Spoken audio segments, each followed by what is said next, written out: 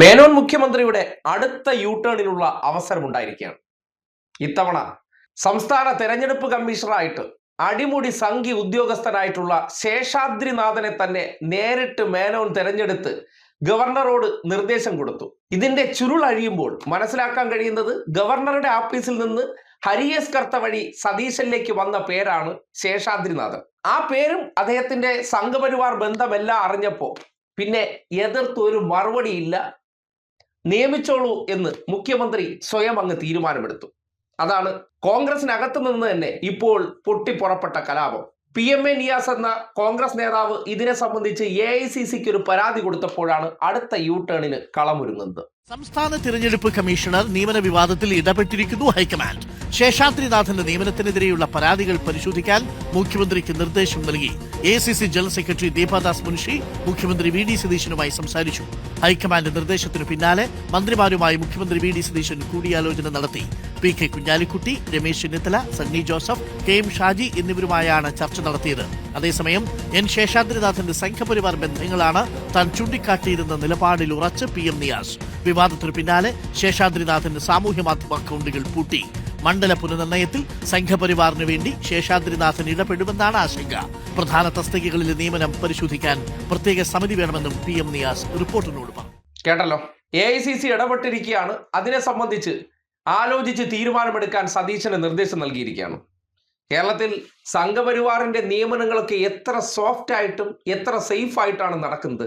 കുറച്ച് മതേതര ബോധമുള്ള കോൺഗ്രസ്സുകാരുള്ളത് കൊണ്ട് അത് ഉയർത്തിക്കാട്ടപ്പെടുന്നു. കാര്യം കോൺഗ്രസ്സുകാർ തന്നെ സ്വന്തം നിലയ്ക്ക് നിയമിക്കാൻ പോകുന്നവർ, അത് ഈ അടുത്ത കാലത്ത് നിങ്ങൾ കണ്ടു കാണും.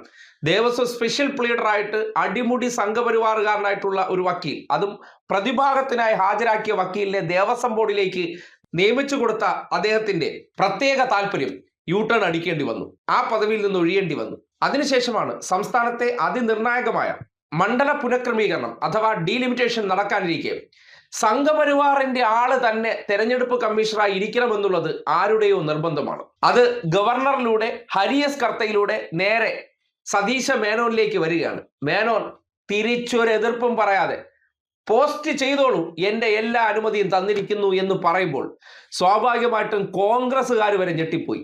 ശേഷാദ്രിനാഥൻ എന്ന വ്യക്തിയുടെ ഫേസ്ബുക്ക് കുറിപ്പെടുത്ത് നോക്കിയാൽ ഇത്ര മികച്ചൊരു സംഖ്യയെ ഇനി കേരളത്തിലെ ഉദ്യോഗസ്ഥന്മാർക്കിടയിൽ കണ്ടുകിട്ടാനില്ല. അത്ര നല്ല പരിശുദ്ധനായ സംഖ്യയാണെന്ന് തിരിച്ചറിഞ്ഞപ്പോൾ പിന്നെ മേനോന് ആ വിഷയത്തിൽ നിയമനം നടന്നാ മതി എന്നുള്ള ഉറച്ച നിലപാട്. ഇന്നലകളിൽ വോട്ട് പിടിച്ചവർ, തങ്ങൾക്ക് വേണ്ടി പ്രവർത്തിച്ച സ്വന്തം പാർട്ടിയിലെ നേതാക്കന്മാർ ആ നിയമനം സംഘപരിവാർ വൽക്കരണത്തിന്റെ ഭാഗമാണ്, അത് ചെയ്യരുതെന്ന് പറയുമ്പോൾ ചെവിക്കൊള്ളുന്നില്ലെങ്കിൽ ആര് പറയുന്നതാണ് സതീശന് ഫസ്റ്റ് പ്രയോറിറ്റി എന്നതിന്റെ ഏറ്റവും വലിയ സാക്ഷ്യമാണ്. ഇടതുപക്ഷമല്ല കലാപം ഉയർത്തിയത്, കോൺഗ്രസ്സുകാരാണ്. അതിന് KC പക്ഷത്തിന്റെ വലിയ പിന്തുണയുമുണ്ട്. അർഹതപ്പെട്ടവരെ വെട്ടിയിട്ട് സംഘിയെ തന്നെ നിയമിക്കണമെന്നുള്ള പ്രത്യേക താല്പര്യം മേനോന്റെ ഉള്ളിലെ ആ സംഘപരിവാർ സ്നേഹത്തിനെ വീണ്ടും വീണ്ടും തുറന്നു കാട്ടുകയാണ്.